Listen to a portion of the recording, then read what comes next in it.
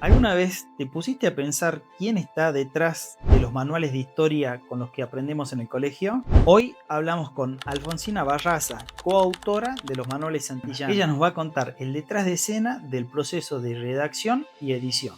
Y en esto vos fuiste una actora principal porque trabajaste con la editorial Santillana. Yo recuerdo que nosotros estudiábamos historia, o era el manual Estrada o el manual Santillana, y no me acuerdo si había algún otro. Pero era corta la historia, era como cortito, muy chiquitito, ahí le y era llamamos. sobre todo Ah, los héroes en un pedestal. sí, No había un lado B. tal cual, tal cual. Este, Y le decían la cartilla la cartilla cartilla, del Salta, claro. no decían el libro, entonces la Claro. cartilla.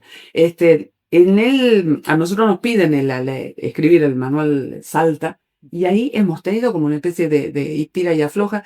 No había WhatsApp, y entonces no mandabas archivos por WhatsApp, sino que mandabas por mail y hablabas por teléfono. Y yo a mi editora en Buenos Aires la conocí después de muchos años. Ella nos mandaba por mail, que era lo más novedoso de la época, año 2000. Y yo le decía, yo había escrito la parte que me tocaba justamente de la época de la época colonial y demás. Y nosotros hablamos diciendo, ha venido, ha traído, ha hecho, Claro. ¿sí? Y los porteños fueron, vinieron, llegaron, pusieron. Y entonces me mandan corregido mi texto con otro tiempo de verbo. Y Claro. entonces yo le digo, no, si nosotros no hablamos así. Nosotros conjugamos los verbos de otra manera. Y me dice, bueno, lo que pasa es que tenemos un corrector universal. Y entonces le digo, bueno, entonces, ¿para qué nos hacen hacer a nosotros libros locales si ustedes, bueno, ponen el corrector porteño? El universal no es universal, es porteño. Claro. Y también decían, por ejemplo, nosotros tenemos el Cerro San Bernardo. Y ellos decían, ¿cómo el cerro? Es una montaña. Claro. No, montaña, no. Le digo, ¿cómo le voy a poner la montaña San Bernardo? No me ubica nadie. Claro. Nosotros, a esa montaña, dice, es una montaña, pero está redondeada. Sí, es una montaña redondeada, pero yo no le voy a decir la montaña redondeada de San Bernardo. Yo digo el cerro. Claro. Si ustedes quieren que nosotros hagamos un material que donde los chicos salteños se reconozcan, ¿de que no ponen el cerro? Incluso la gente que venga a Salta, nadie iba a preguntar por la montaña redondeada, claro, obvio. Y lo que ha sido que el profe que quería describir la práctica de coquear al que hace la ilustración, mandaba la ilustración de alguien así como si le hubieran sacado la muela, hinchado completo, hinchado completo. Después la hacía por acá, bajo los cachetes. Después, o sea, no podía identificar de que Claro.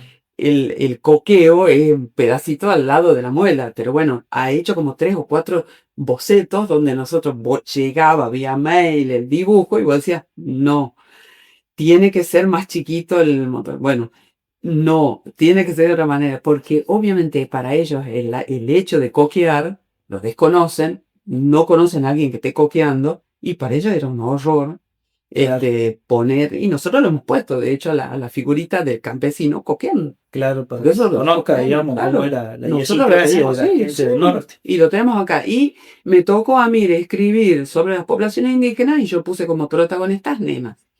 Y en aquella época, ya venía como adelantada, puse una niña que contaba la historia de su papá, de su mamá, lo que hacía cotidianamente siendo diaguita, y la otra niña siendo toa. Pero también me costó describirla, la bolsa de chaguar, el peinado con 2 trenzas, con 2 rodetes a la altura de las orejas, como 2 rodetes en las orejas. Y bueno, ¿cómo decir? Te haces la trenza y a la trenza te la enrollan. Pero ¿cómo te enrollas la trenza? Bueno, así.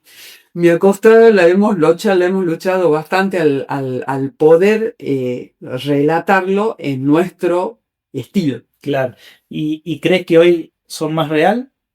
O sea, ¿es una historia más real la que cuenta, por ejemplo, un libro como son las... Tratamos de aproximarnos lo más posible. Tratamos de aproximarnos. Siempre uno dice que hay un autor, que es Croce, que dice tal cual fue. Eso no lo podemos hacer. Claro. No lo podemos hacer, porque hasta ahora, y yo siempre lo ejemplifico con ponerle ahí un accidente, lo que la gente hace es, ante tal cuestión, justificarse. Y la historia justifica.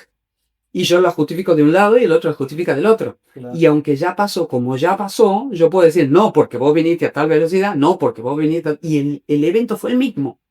Claro. Pero cada uno lo mira desde su Desde lugar. su perspectiva. Exacto, entonces, tal cual podemos llegar a ponernos de acuerdo sobre un conjunto de cosas, pero no exactamente porque mi percepción de lo exacto no es lo mismo que la tuya. O sea que no se puede hablar de una sola historia. Y menos de una sola verdad tampoco. Cada uno tiene sus propias verdades y las justifica desde su propio lugar. La historia generalmente, cuando uno se la cuenta, incluso vos cuando contás un sueño, o vos cuando tenías alguna pelea, ¿sí? Lo que haces es justificarte. Y te justificas con cosas del pasado. Porque vos me dijiste que tal y tal cosa, en aquel momento vos hiciste así. Sobre las emociones, digamos, que uno Exacto. sintió en ese momento, o sea, cuenta Sí. la historia desde ahí. Y como sociedad también hacemos lo mismo. Claro. Se autojustifican y depende de quién la cuenta. De ahí que vamos a que el porteño es el que cuenta la historia, se lo olvida a Güemes, lo levanta Belgrano, lo levanta San Martín y a Güemes se lo olvidaron. Durante muchos años la pelea de los historiadores locales y de gente que sabía el plan de San Martín, durante un Felipe Piña, por ejemplo, en Buenos Aires, han remado por considerarlo a Güemes héroe nacional y reconocido en el 2015 recién. ¿Qué te pareció? ¿Te lo imaginabas así? ¿Te acordás algo de las cartillas de Salta?